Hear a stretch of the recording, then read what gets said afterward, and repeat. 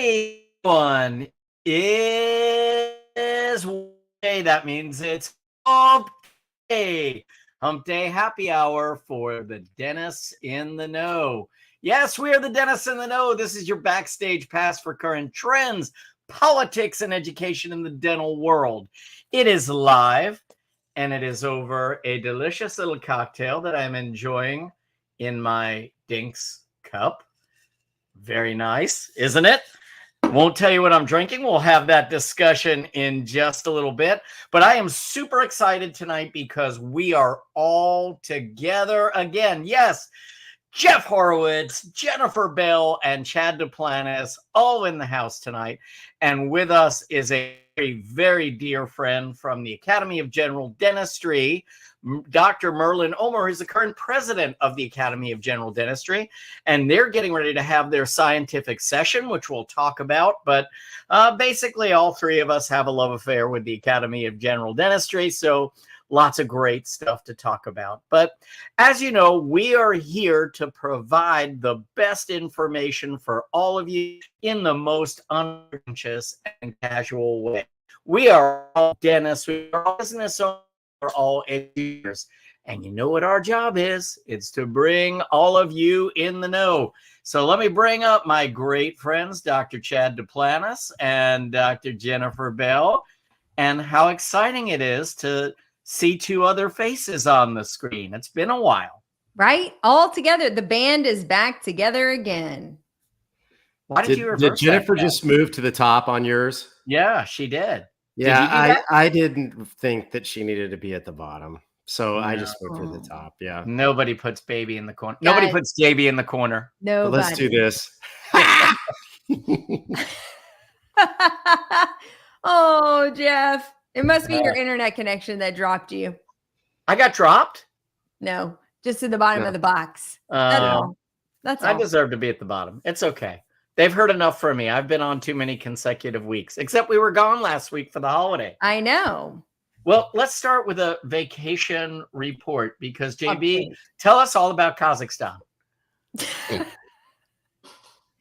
Guys, Russia is really great this time of year. I went and did a private Putin interview, not to be outdone by Tucker Carlson. I wanted to get my own details. So it's in the making. We're in editing now. We're in editing. Nice. So, nice. No, seriously, you were in Italy. So yes. 2 weeks. Let's hear about it. Yeah, it was. First off, it was really great to spend time with the kids. As many of our audience would know, work-life balance and finding time between doing what we need to do for our jobs and often our businesses, which is one baby that we're raising, and then investing in our kids and our spouses is a whole nother challenge that we warmly embrace, but it's still, a challenge nonetheless. And so it was really good to have that time. We spent a couple days in Rome, just sort of coming across the pond and you get your bearings a bit. Then we were in Sardinia for about 4 or 5 days. And I was really intentional about making sure that we carved out a lot of downtime just to be together and not pack it full of, you can judge me. We didn't pack it full of looking at a lot of dead guys' houses. We didn't pack it full with a lot of the world's largest ball of yarn. Exactly. Yeah, but we played games together. We swam together. We just spent a lot of quality time. We had a lot of family meals, which is also something that lacks presence in our home over periods of time where we just don't take enough time to sit down and have meals together. And there's always good things, I think, that come from sharing bread with one another. So we had a lot of time in Sardinia to do that. And then we were in Tuscany for a few days. We have some friends that we caught up with there. And again, a very restful, I actually cooked in a fair amount in our villa, and we spent a lot of time just on the land enjoying. It was kind of an agritourism spot. So farming and animals and all that good stuff. So it was actually a vacation. I have to tell you a funny story though. So the way my mind works, so I'm always trying to craft or come up with some really big wow experience. And I thought, how cool would it be? We're going to try to change our flights a little bit. We're going to fly to Paris because we were flying back through Paris to come home anyway. And my children. And we're going to scoot off because Disneyland Paris is only 30 minutes away. And we're going to slide down to Disneyland Paris and like have this big wow experience for the end of the trip. So we had pretty good confirmation from the airline that if we just got to the airport early, we probably could do standby, hop on a flight to just get to Paris a little bit early. That couldn't have been more wrong if we tried. So we showed up at the Rome airport at around 7. We left the Rome airport at 6 p.m. on our originally scheduled flight. Every person we talked to said, yeah, this shouldn't be an issue. Just call blah, blah, blah, blah, blah. We would call blah, blah, blah, blah. And they're like, yeah, you can't do that. Like, you're not going to be able to do that. We're like, I don't understand. It's just, we just want to get there a little earlier. That's all. We're still going to take the same flight home. Nope. None of that. Okay. So we spent 12 hours in the Rome airport. I don't recommend that to anyone. We land in Paris. We still do something dumb. We rent a car and we're like, we're driving to Disneyland Paris. We're at least going to see the sign because it's like 25 minutes away. We get to Disneyland Paris at 10:45. They have like, if you've been to Disney World before, they have like a Disney Springs area where it's like restaurants and kind of a walking around area. They have some bars and a giant McDonald's. We get there at 10:45 to go up, take our picture as they're doing the final drone show, closing the park down. We walk to the world's largest, and I would also argue the world's worst McDonald's we've ever eaten in because we were all starving. We shut the Disney Springs down at midnight, got sweatshirts, got back in the car and went back to our hotel. So it was not the wow experience I was thinking. Memorable nonetheless, but not quite the fireworks of, you know, my mom is the coolest mom. She got us into Disneyland Paris on a surprise trip. Not even close. We got to the sign. And Jeff is frozen from a story Frozen. Oh, no. Am I? Yeah, I think his Netscape dial-up is is on the fritz. Come back in on your AOL Messenger. I should be good. Yeah, it told me I had mail. Hey, Jeff, you've got mail. Yeah. You got mail. Anyway, so now I have to bring them back for another trip to Disneyland Paris, which that actually backfired. So anyway. Well, A for effort. Thank you. Thank you. Chatty, how you doing? I am doing just fine. Peachy. Doing well. Yeah. That's all you got? Peachy. So our vacation was a little less anticlimactic. The one thing that was interesting about our vacation is, so we went to Florida. We went to the Panhandle of Florida. We do that every year. We've done it since my son was a little boy. It was a trip that I did with my family every year as a little boy. And so it just kind of is a fun place to hang out and relax. But the thing that was different about it this time is we took the girlfriend this year.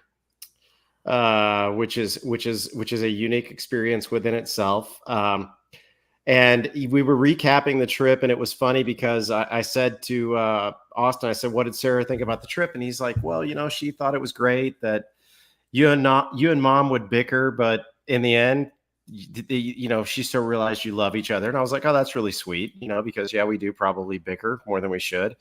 And he's like, "But what really was interesting is she was blown away that people drink on the beach." I was like, what the hell else are you supposed to do on the beach? I mean, I don't know, you know. What the hell are you supposed to do, you moron? Here's an advertisement for Florida beaches. You know, I was thinking about this past week. You walk down to the beach with a cooler. Yeah. And I think the contest is how much alcohol can you fit in that cooler? And we're actually a pretty low-key family. You know, we'll have a couple beers a day on the beach, you know, maybe a couple of Trulies or whatever everybody's drinking, but everybody have one or two throughout the day. Some people, it's a pissing contest to see how many of those suckers they can knock down. However, the beach was entirely closed for 3 of the 5 days that we were there. We could sit on the beach. The bacteria thing? No, the riptide was so strong. It was the week that those 2 parents got swept out and left 6 kids behind. So my heart goes out to them. However, this is a great story. Gosh. Another realization from the beach, and this is a 2024 realization. there isn't a lot of cloth on women's bathing suits these days. Mm-mm. Okay. I'm just going to throw it out there. All right. Mhm. There's a lot of Mhm. things that go up the butt, and there's a lot of people that shouldn't be wearing those bathing suits that go up the butt. So anyhow, there's this woman sitting next to us. This was the highlight of my week. And she gets there and she's all primmed out, and her husband sits down, and the first thing he does is he cracks open a cold one. And this is the day that the beach is closed. And so she's in her little chairs next to us, which were $250 a day. I just want to remind you, $250 freaking dollars a day for What? 4 beach chairs. Yeah. Jeez. So anyways, That's robbery. she gets up, she puts her sunscreen on, she lathers it on, and then of course she gets her hat on, she gets her sunglasses squared away. And what's the next thing you do? Got to get a cold one out, right? So she gets that cold one out, she puts it in her little flowery koozie, she pops it, and she's going to go walk into the water for some pictures. Mind you, the beach is closed and there's a $500 fine if the sheriff's department catches you. So she moseys on down there to the water, and literally she gets ankle high, and the first wave just takes her ass out. Wow. Beer gone, sunglasses gone, hat gone, clothless bathing suit further up her butt. I Is thought she it was- okay? Did she live to tell this story?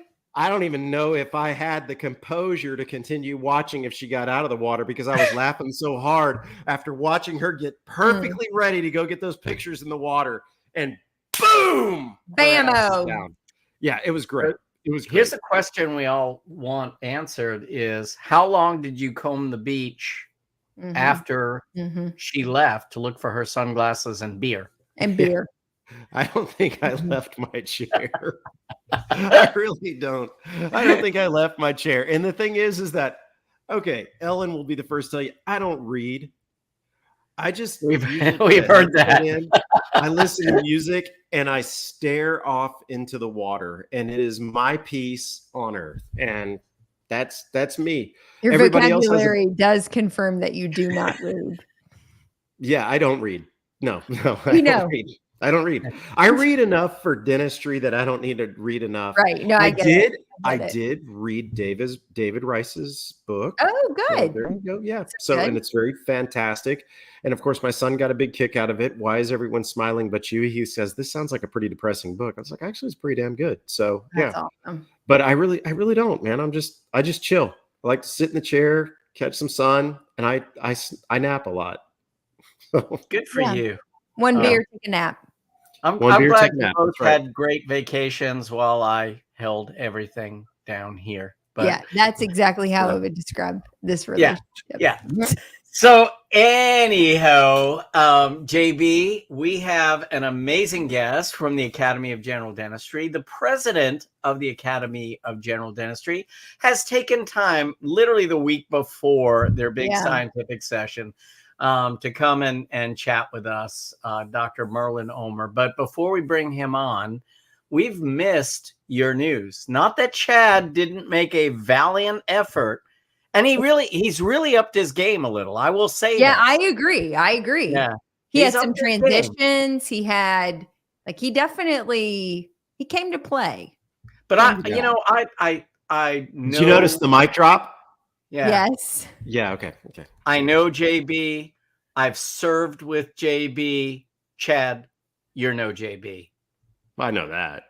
Okay. There's no We all have denying. our gifts. We all Yeah. have our gifts, right? Yeah. All right. JB, why don't you give us some news? Well, I would love to. It's a little interesting this week. It kind of goes all over the place. So we'll try to lock it in for you to take some notes. One of our dear friends, actually, Chad, it's funny that you referenced David Rice, because he's also a part of Ignite DDS, and Tanya Sue, one of our great friends who's been on the show several times and continues to collaborate with us, did a story about this week, but I felt like we should bring it to our news channel as well. For our dear friends in Colorado who practice there, before too long, there is a law that's going to ban PFAs. PFAs are these like lifetime chemicals. They're different plastic components that you'll find in a lot of things that we use in our daily lives. They're great for waterproofing and for a lot of outdoor activities. They're also commonly found in dental floss. Well, guess what?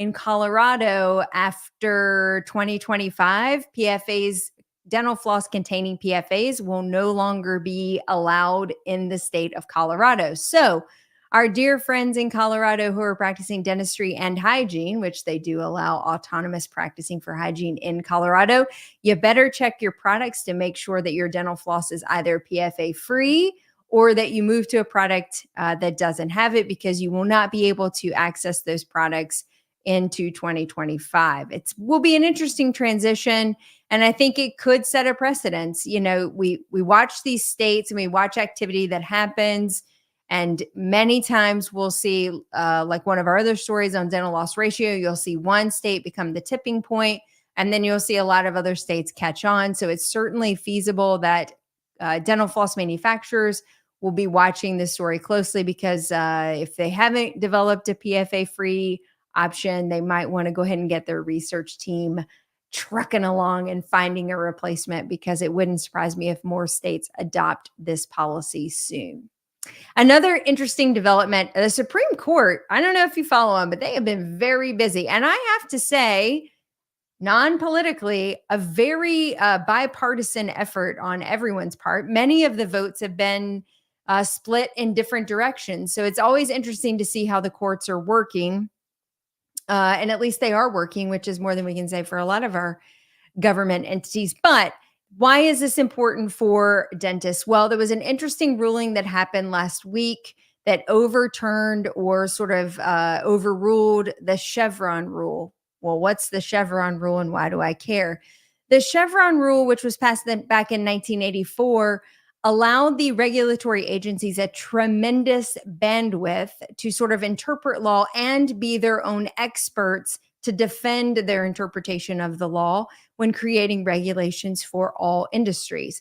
So many of the things we do on a daily basis, all the regulatory things that dictate how we practice, all of the posters we have to hold up, all the OSHA requirements, all the HIPAA requirements, all the radiation requirements, if it's not state mandated, fall under the Chevron rule. And I heard a statistic, 18,000 cases since 1984 have gone in favor of regulatory agencies because of the Chevron precedent. What we're hoping from this overturn is maybe a little simmering down of the regulatory agencies, or at least a little bit more thought when they come up with changes that will directly impact dental practices and how they do their operations on a daily basis, and how it impacts the cost of doing business, how they take care of their patients, and how they take care of their team members, and ultimately their mental health and well-being while being dentists in their community. It can be quite overwhelming when you have a myriad of regulatory agencies always coming up with new things for you to take into consideration. And now it's become almost a full-time job in a practice just to keep up with the regulations that are required for dental practices to be compliant from every entity, including the FDA, the EPA, the CDC, OSHA, the list goes on and on. So this Supreme Court decision could be of some benefit to regulations that we're seeing in practice, and at least maybe slowing down their impact on the ground. One of the last stories we'll talk about actually is from one of the regulatory agencies. OSHA put out a rule, goes into effect July 19th of this month, mandating more clarity on the MSDS or SDS sheets now that come out with products. Many of the manufacturers would not disclose a lot of the chemicals that were housed within the products because of proprietary information or patent pendings and all these other things. And they didn't want their secret sauce to be released. OSHA has stepped in and said, that's not good enough. We have to have full disclosure of at least the products that are in. You don't have to tell us the recipe, but you have to tell us what's in there.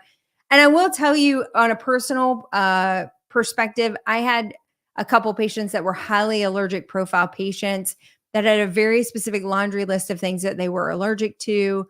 And it was actually really difficult to get clarity from the manufacturers if it was safe for me to use some of the composite resins and some of the other things that we were using on patients because of proprietary recipes that were being used for those particular products. So I just talked about how I want the agencies to slow down, but I can kind of see the validity in this so that we can continue to protect patients and at least get full disclosure on the products to be able to provide that information to patients. One last story, I had to tell it. There was an article that came out recently that was kind of interesting that found that 20% of periodontal residency programs are reusing their healing abutments. And it's kind of created this whole scurry of infection control concerns because there's no actual real data on whether or not when you sterilize a healing abutment, if it's actually clean. And so look for more research to be launching pretty soon on whether or not implant parts and pieces can be reused on patients, like healing abutments, cover screws, scan bodies, etc. And if autoclaving will be sufficient enough to provide effective infection control. The other thing they found was that the infection control protocols varied greatly between the periodontal programs that were reusing those healing abutments. And so maybe just standardization of how we treat reusable parts in implant dentistry may be on the horizon. And with that, that's the news. So the one thing that really gets me about that is, honestly, that sounds like some sort of lobbying effort, because now we buy more implant parts. Why would you not be able to clean and sterilize a part that goes back in temporarily into a patient's mouth? I get it. An implant, you're not going to want to sterilize it and be like, oh, well, this didn't work in Joe's mouth, we're going to sterilize this sumbitch and put it in Sandy's. I get that. A healing cap, a cover screw, come on, people. I was going to say the same thing. Is pretty much pressure and heat kill everything. I mean, we know we have protocols that we have been using for how many years where pressure and heat kill all the bugs that we're worried about. They cannot survive in this environment. So why are they going to survive better on titanium in that environment, which conducts heat, by the way?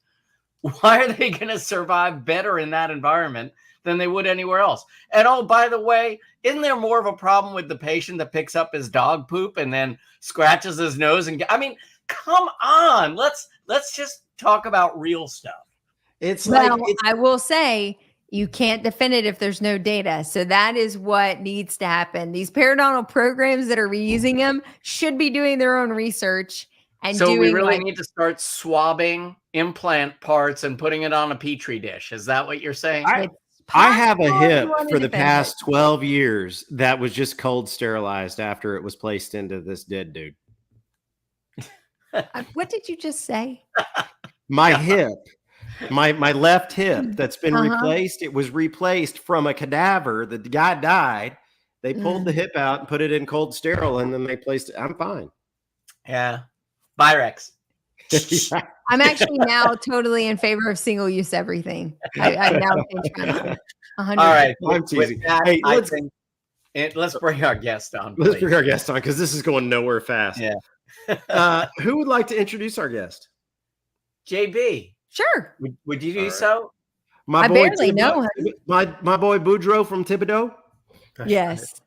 Well, if I introduce, you're only going to get my version of the story, which I think is actually probably the more correct version of the story.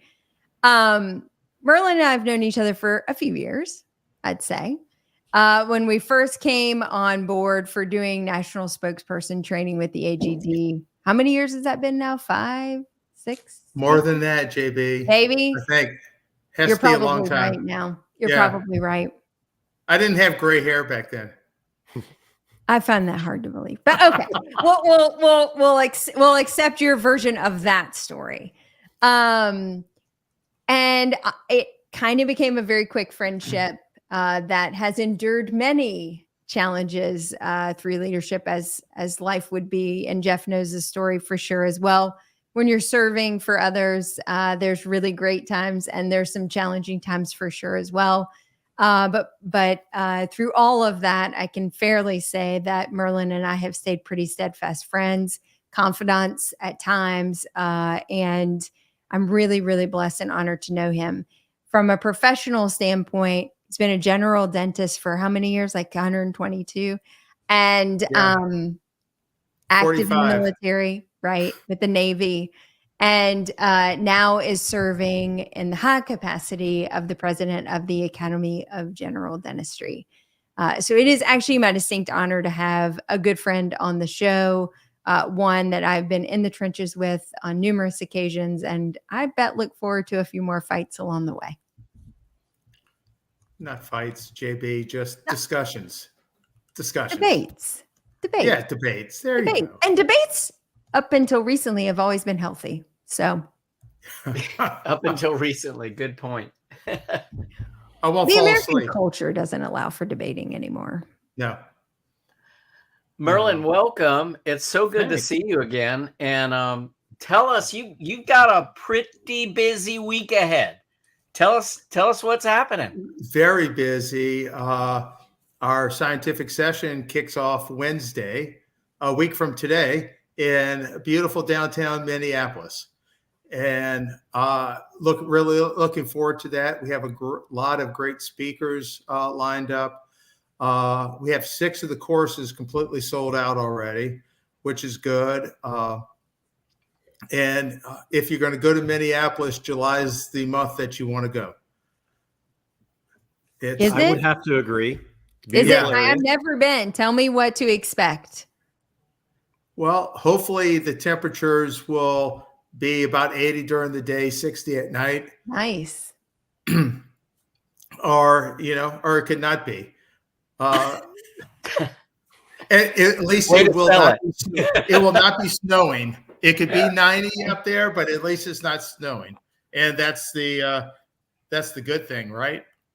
Because I've been in. When was I there last? Was it? I can't remember if it was December or January, but I don't recommend that time of year. Yeah, I wouldn't. Yeah. But Yeah. for anybody that is still, that does not have plans, the AGD scientific session is always first class education. I mean, some of the best lecturers out there on the circuit, and there is still some availability for a lot of the courses, right? Oh, absolutely. A lot of the courses are still open, and registration is still open until Monday. So if we're just thinking about it and weren't sure, there's still time to register. Get up to Minneapolis. I'd be willing to say that between the 2 host hotels, that there'd be rooms available. Downtown Minneapolis has a lot of nice restaurants in it too. There's a British or Irish pub, it seems like, on every corner in the downtown area. So there's Have you found good rum? No. There's one tiki bar in Minneapolis that when I was there a year ago, or was it 2 years? I don't know, a year ago, I went to, and it was extremely disappointing. The venue was wonderful. It's on the Mississippi. Oh, nice. But and if you follow the reviews online, the place is called Psycho Susie's. And if you follow the reviews online, the drinks are just terrible. So, that's what I found too. So there'll be no Psycho Susie's. Take this as a PSA to get it together. You've got one job. I have been to a place in Minneapolis called Juicy Lucy's, and what is I don't going even on know with the rhymes? Yeah, Juicy Lucy's had some of the best hamburgers, and like burgers. They put the cheese on the inside of the burger, so when you bite into it, it all just kind of gushes out at you. It's pretty cool stuff. Really good. Yeah. Juicy Lucy's is there. I'm going to explain to y'all how this works. Okay. Dallas and Minneapolis, or Dallas, Fort Worth and Minneapolis, St. Paul are both on I-35. I-35 goes north and it splits right for Dallas and splits left for Fort Worth. And then it convalesces in Denton and it goes all the way to Minneapolis, St. Paul, splits right for St. Paul and splits left for Minneapolis. Now, what you need to do is you need to get this thing called an Uber. And if you have an American Express Platinum, you get $15 for free, which would probably get you into St. Paul. Go to the St. Paul Hotel and you will not be disappointed in the beverages served at that bar. That is one of the best bars I've ever been to in my life. Oh, wow. It's worth the drive. Okay. So- After we got the geography lesson. Yeah. Yeah. You need the geography lesson. I'm telling you, What because kind of drive time are we talking here? Are you talking Honestly, days, yeah. weeks? The it's dinks know bars. 20 minutes. 20 We minutes. usually find them 20 Yeah. minutes. and 20 close minutes. them. That's it. Yeah. And I would say that St. Paul's the better city, and I apologize to all of my Minneapolis friends. The area is still the same, but I'm going to say St. Paul's the better city. And then down here, the West is better. Fort Worth is way better than Dallas. Well, and So- I have to also say that there are just so many great live music venues in Minneapolis. My good friend actually got his doctorate at University of Minnesota, and so I went and visited him several times up there. And every time I went up, most of the time it was in the winter. And by the way, if it turns like 40 degrees, they all like hang out in the parks and stuff when it's 40. But for the rest of the time, when it doesn't get up to that, there's tunnels that connect everything. So even if you're afraid of a little warmth and you want to stay in the air conditioning, there's tunnels that connect everything. But there are so many great live music venues in that area. I wish that I could be there next week. We'll be at a wedding. But this is actually one of the first ones I'm missing, but sadly hate that I'm missing it because the education's always first class. Yeah, it is. Absolutely. It's first class. And that is what the AGD is known for, is the high quality, first class, cutting edge, continuing education. And if No, go ahead. I'm sorry. More. No, and if there's members in your audience right now that are listening and haven't registered, look at a way to register, get up to Minneapolis. There's a really big airport there that Delta, I know that's one of the Delta hubs, so you can get up there and come enjoy, get the continuing education. And more than that, it's the fellowship, the collegiality of talking to your fellow dentists, your fellow AGD members, and bonding and getting a feel for each other and getting to know one another better. Guys, can I tell you a couple things? Guess Sure. who the keynote is? Who? Jeff Gurian. Jeff Gurian. I wonder Is it who got in really? that gig. Yeah. That's awesome. So I'm That's looking good forward to stuff. hanging out with him. He's been on the show. Gigi's teaching Botox courses. You've been in his kitchen, haven't you? I have been in his kitchen. Yes, I have. But I'm really excited to see him, actually. We're going to catch up. He's a great guy. Great guy. Super guy. I'm looking forward to it. Tom Viola. And I'm getting my master's with my business partner. So I'm pretty And that excited. was the question that I was going to ask. Merlin, do you know how many fellows you will be awarding this year? Fellows How many Masters, LLSR is about 350. That's great. That's great. Yep. So Yeah, great. my story behind my AGD experience is that that is really where I got to know Jeff Horowitz several years ago. When I received my fellowship, I became very good friends with a gentleman that's watching tonight, Dr. Partha Mukherjee, and Dr. Sarah Morris, who was also there. Dr. Ryan Crane. It was just a great event. I mean, there were people that we might have heard of each other. And like you said, Merlin, it's more than the education. It's about the relationships that you build. And this is going back 7-8 years that I received my fellowship and just made some wonderful connections in fabulous Las Vegas. And almost died of heat exhaustion, but it was a wonderful, wonderful trip. So I encourage everybody to go. All right, Mr. Perez. What is so far in your year, and we're getting closer to the end of your term. I'm on the downhill slide. Why don't you just remind him of that again? Most You're about presidents to at this expire, point. Merlin. Yeah. I am. For sure. It gets to be a long year, and he's been doing it coming up on 3 years of, the term. Right. What, if you could say, like, what was the thing that you were most surprised by, and maybe what you've most enjoyed that you probably didn't appreciate or didn't see coming, when you agreed to take on that assignment?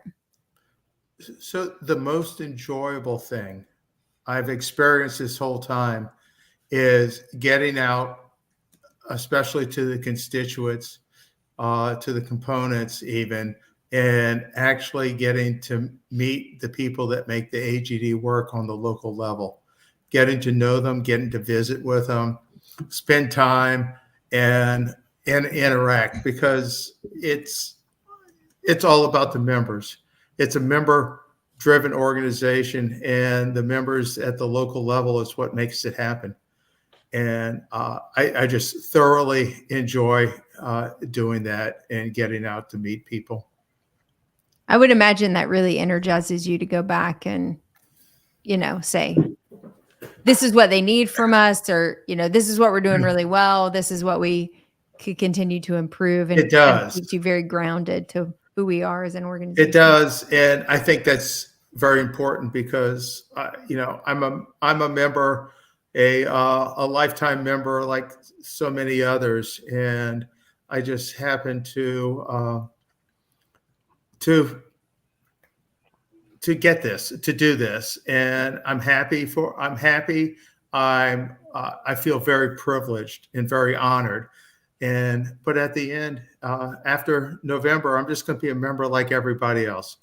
And I want the organization to continue with new leaders and new ideas to keep it moving forward. So people coming up nowadays can have the experience that I've had and that the three of you have had. And one of the things that they recently posted on social media was this desire for change, to maybe update the organization, how we operate, and to get the feedback of the general membership so that we can, kind of move ourselves in a forward direction. How do you think that's going? What's your perspective? What are you most excited about as we sort of continue to review governance and its structure, and if we're being effective in the way we're leading? So to jump back 7 years, 6 years, I forget. That's really, besides the spokesperson training, that's where Jen and I kind of bonded on that committee that shall not be named, named GERC, and where we work together. And so we've had, Jen and I have had an extra long journey with governance and trying to get some sort of reform done to move the organization forward. And I think when we hired this company, Tecker International, to help us through that journey, they know ways to move forward that maybe the group of 7, 8 of us did not know and did not appreciate at the time. And I really think they're helping the process move forward. In fact, JB's on one of the committees, the standing committee that reviews what's going on.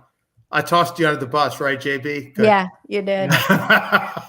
And I really think we're going to get a really good product. We're not going to have the final product this year at the House of Delegates, but we're supposed to have the final product in 2025. And I really look forward to seeing that and seeing what happens and how it progresses. Because, I mean, truthfully, if you look at big corporations, they've changed the way they run their business for efficiencies. And we're kind of plodding along under a very old model.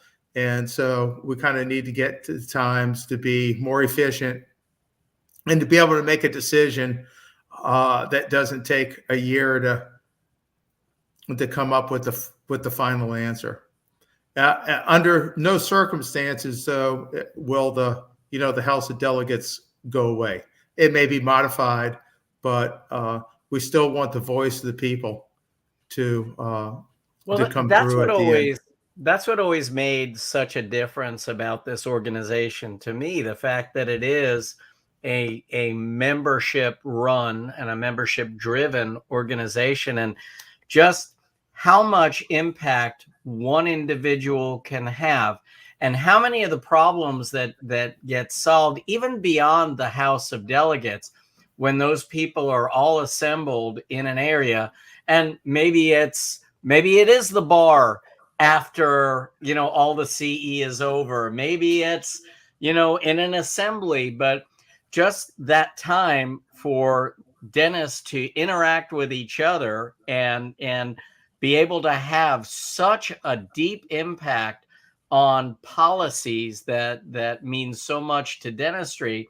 I think that was the thing that, you can't impress that on someone else. They have to experience that individually. The fact that, wow, I can actually make a difference as one person, and I think, as long as that never goes away, just streamlining the process a little bit, the AGD has a very bright future still to me. I agree with that. And then that's too, at the House of Delegates, that's why we bring newer members, newer delegates on to the reference committees, so they can actually focus on smaller specific issues and make an impact, and on how that particular resolution is being presented in the final form of it. One of the other things I can say, Jeff, what you were saying, we as dentists get very used to getting our own way, because many of us run our own business. The buck stops with us. We can say, we're going to do it this way on Tuesday. That's the way it's going to be. If you don't like it, go find another job. Like this is how we're going to run the operation. And when they come to the House of Delegates and they stomp their feet and try to say, well, this is the way it should be, and then you realize now you have to negotiate, compromise, discuss with another 199 other votes to determine whether or not the way you think it should be is actually the way it should be, is a phenomenal professional growth opportunity, both from a leadership development perspective, from learning how to converse with those who have differing opinions and try to come up with workable solutions and compromise. Like, some of us haven't had that same level of training when we get to become bosses in our own office, and we can take unconsciously or subconsciously, we take those skills back and we start to lean in on the things that we're developing. So there's so many other intangible growth opportunities that happen, but, in addition to being a part of change and making things better for our fellow clinicians. But we as people are better. We come back a little bit stronger, a little bit more polished, a little bit more adept to running our small businesses a little more effectively. So I think there's so many great things that come from being part of the Academy. Yeah. And so, because when I started this year, this governance year in December at the executive committee meeting, that's what I asked. I said, can I just be a dictator for the next 12 months? And they go, no, you're not allowed to do that. So it is benevolent dictator, benevolent. You always have to use the word. It's out of the goodness of my heart.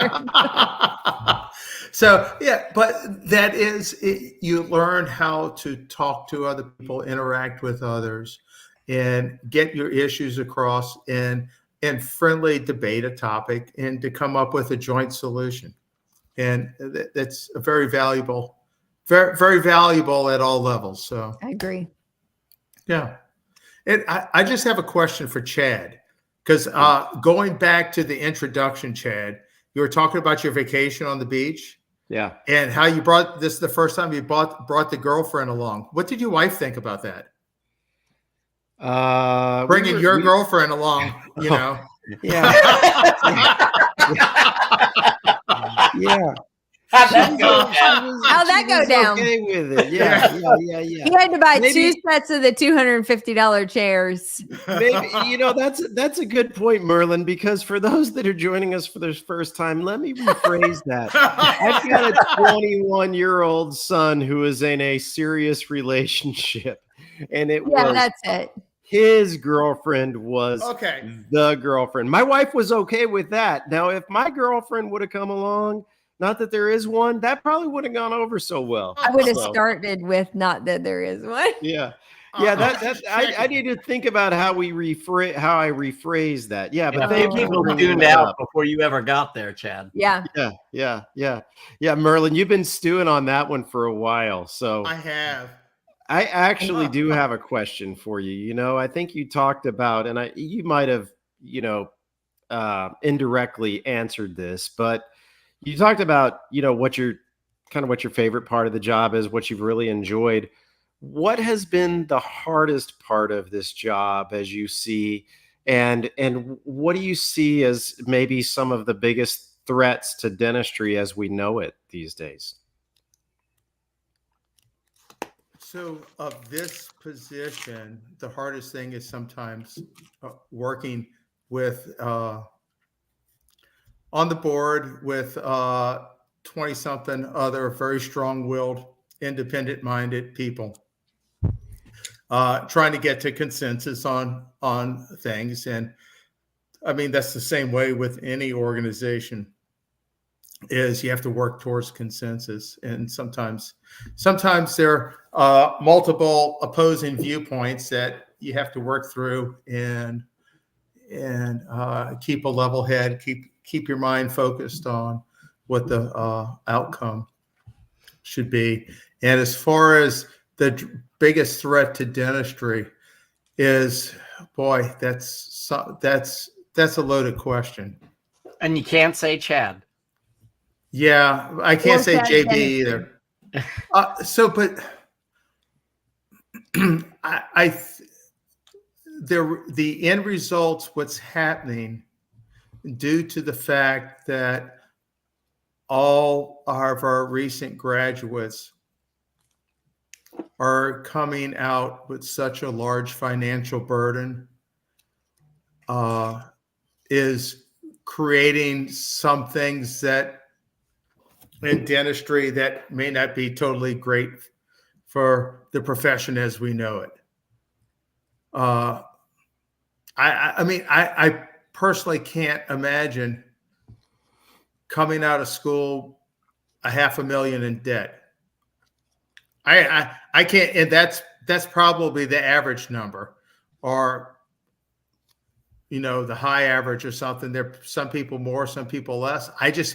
I cannot fathom that. And then to try to figure out, okay, I may have a family, I may not have a family. If you have a family, well, you have to provide for them. You have to have a house of some sort living. And if you have smaller mouths to feed, well, I think it's just creating a lot of stress and burdens, and might be leading towards less than optimal practice philosophies in the first few years. The first few years is where you're developing your skills, I think. I mean, because I graduated in 1979, and I thought I knew a lot then, and I knew nothing. And you can still look at it as, man, I really still don't know everything that I could. And it's important to be to soak up as much knowledge and as much continuing education as you can. And that's, I think, where the AGD excels.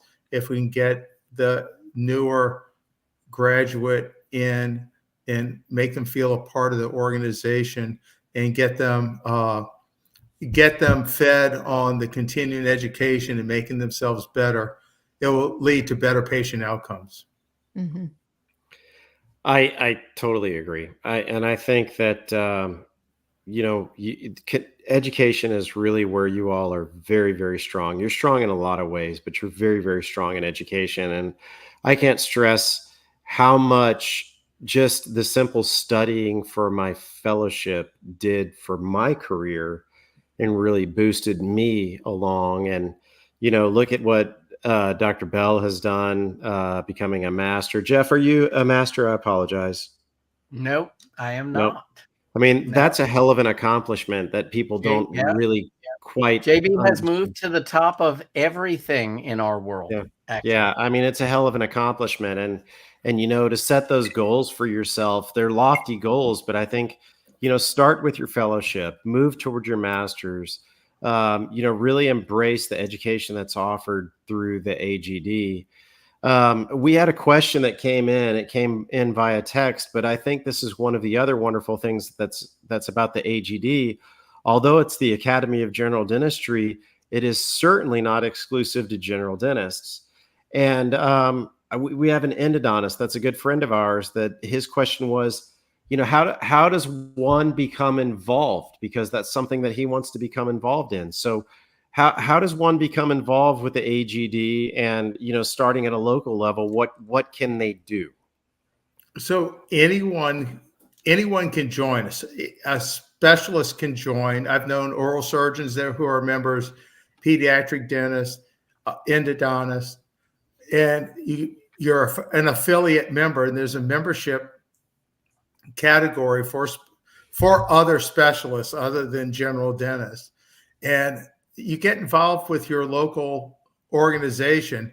The big states, Texas, California, Florida, Illinois, have components, and you get involved at that level or the constituent level.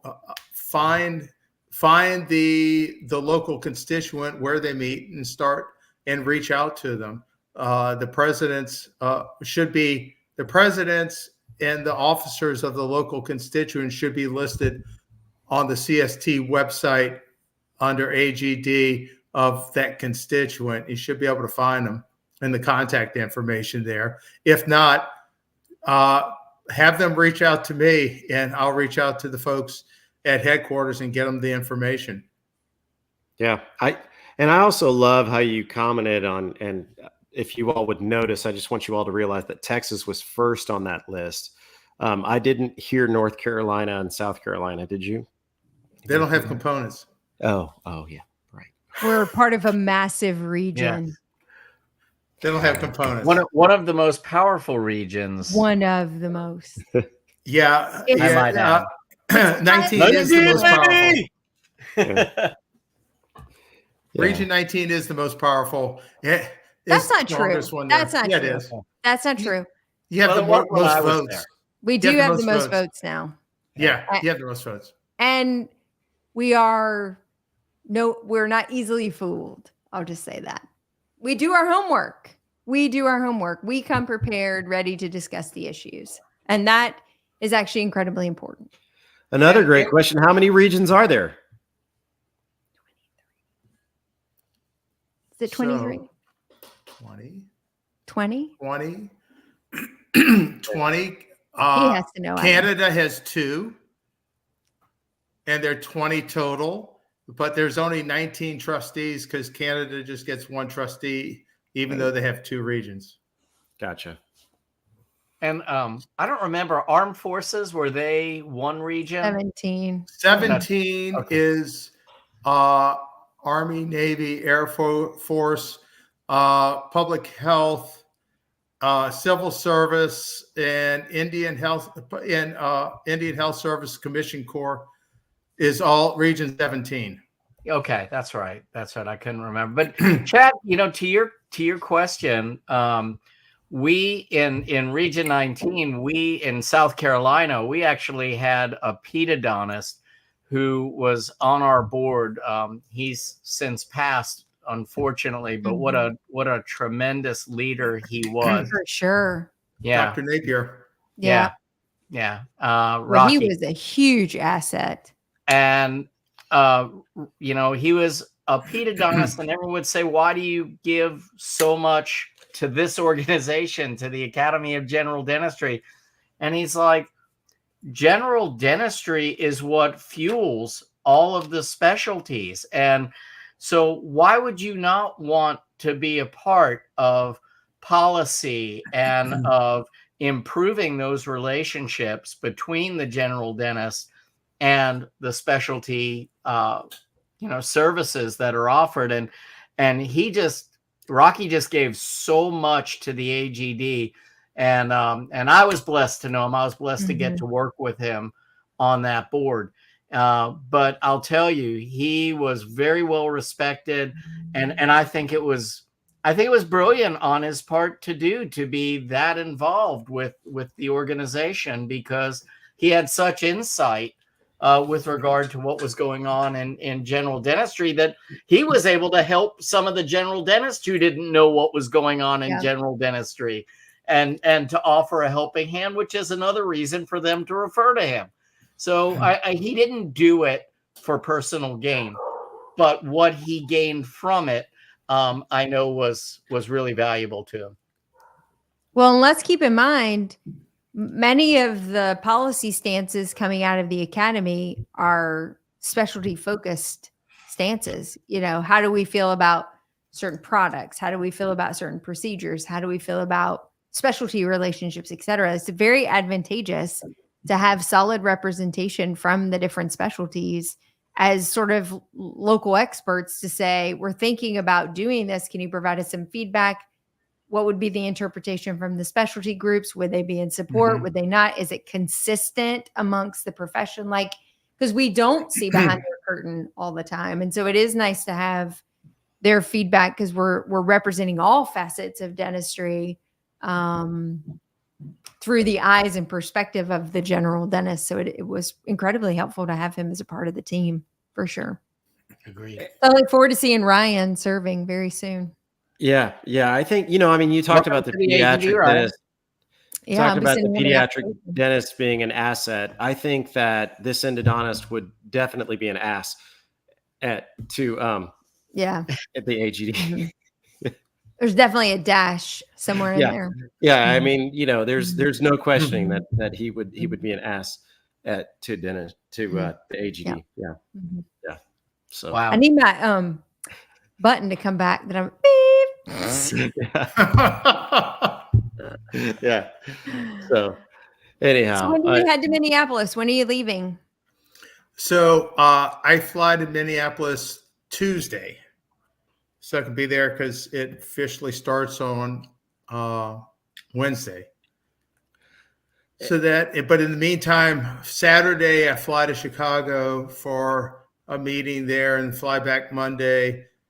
Get back home about midnight Monday, dump a suitcase, reload a suitcase so I can catch my flight Tuesday morning to Minneapolis. Hey, Merlin, how do you feel like other organized groups?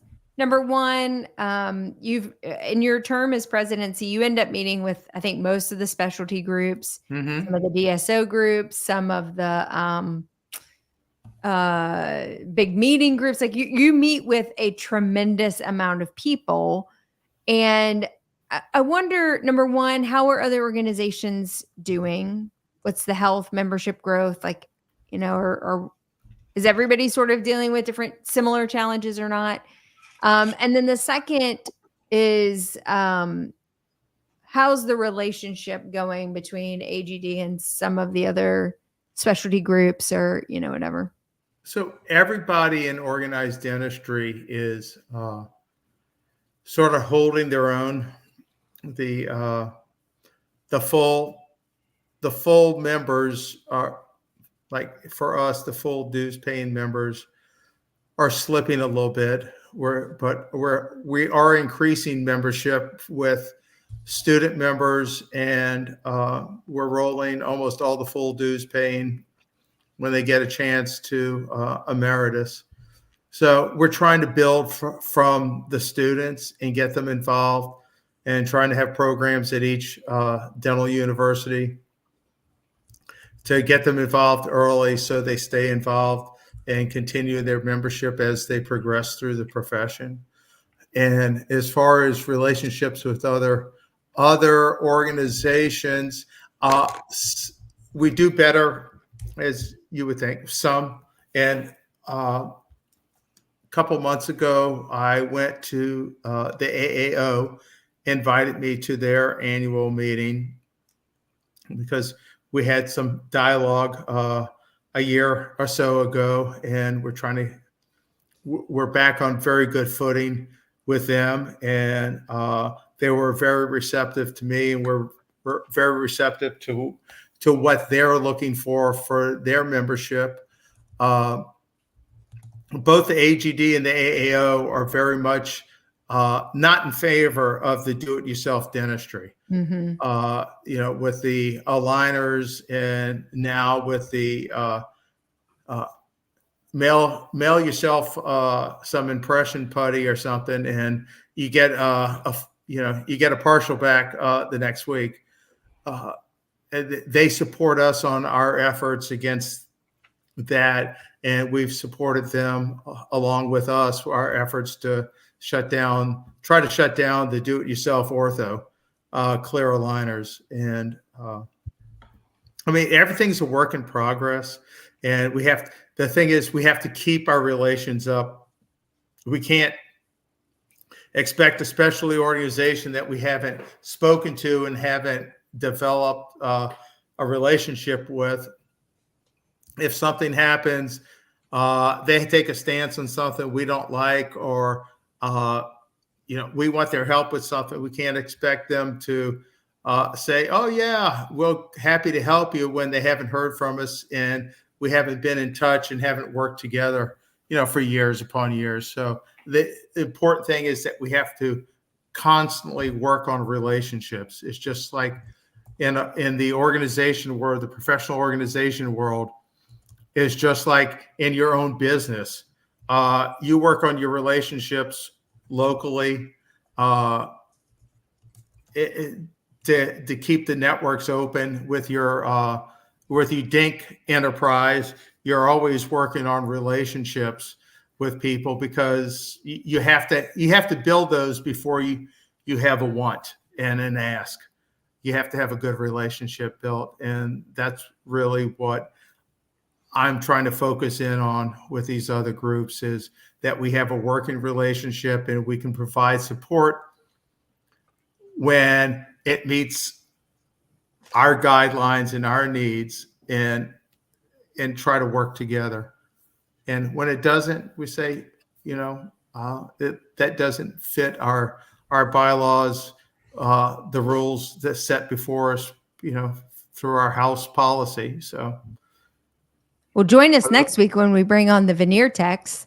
We're going to bring them on. We're going to certify people actually virtually. Oh, that's right. That is the next thing, the veneer techs. Yeah. Yeah. It's going to be great. So hopefully these are no prep veneers, huh? They're not grinding on teeth, are they? I have really no don't idea, know. but I'm telling you what, I'm all in. I haven't taken the course yet. I'll let you know. I actually submitted those for mastership credit, but they haven't processed yet. You can use them for your LLSR, Jen. There you go. There you go. I love it. Well, Merlin, thank you so much for being with us. I know it's a busy week for you, lots going on, and sorry I can't be with you, but we wish you a great meeting. I know it'll be a terrific meeting, and we just want to, on behalf of all of us, I want to say thank you for taking the time to speak with us. It's always great to see you. Oh, thank you for having me, and thanks for the opportunity. And you guys gave me an idea for when I retire. When I'm not doing this next year, I'm going to start smuggling dental floss into Colorado. There you go. PFA lace. PFA lace. That's a great call. Most Yeah. importantly, thank you for serving in that absolutely. capacity. We know how many hours that takes. Actually, we don't firsthand know how many hours that takes. I just know what I've seen. We could piecemeal our own hours together and get a rough idea. And get a rough idea. Yeah. So thank you again, and good luck with the meeting. And thank Chad, you. why don't you close us out? Partha, you better come see me at the AGD meeting. I see you there. Yeah. So Partha, thank you for being here. Ryan, thank you for asking how you can become involved. But I think that's a great way to segue into our close, is that Merlin, I want to thank you for taking the step, becoming the leader, and becoming as involved as you have been the past several years with the AGD. I received a award from the AGD 25 years ago when I graduated from dental school, and that really started my journey with the AGD. I've been a member ever since. But, when we think about, organized dentistry, it's a lot like having a favorite team in football, soccer, baseball, or whatever. Unfortunately, with those teams, we can always just be an armchair quarterback. We can bitch as much as we want, but we're never going to get anything done. With the AGD or with the ADA even, it's very different because we're all invited to serve. We all have a voice. There's a lot that's stacking up against us, and we can complain as much as we want, but until we take that step and we become involved, we're never going to get anything done. So I encourage everybody to, at the very least, be a member of the AGD.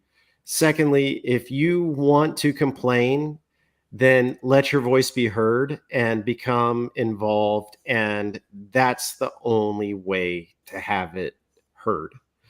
We all have that opportunity. We all have that choice. So don't complain unless you want to serve. So thank you so much for serving for all of us, Merlin. Thank you for fighting the battles for every single one of us. And I hope that everybody has a great evening and supports the education and the fellowship that's offered through the AGD. Thank y'all. Thanks, guys. Good night. Have a good night, everyone. See everybody next week, except Jeff. Except Jeff. Yes. Have a Enjoy great the meeting. wedding. I'll miss you all. Yeah.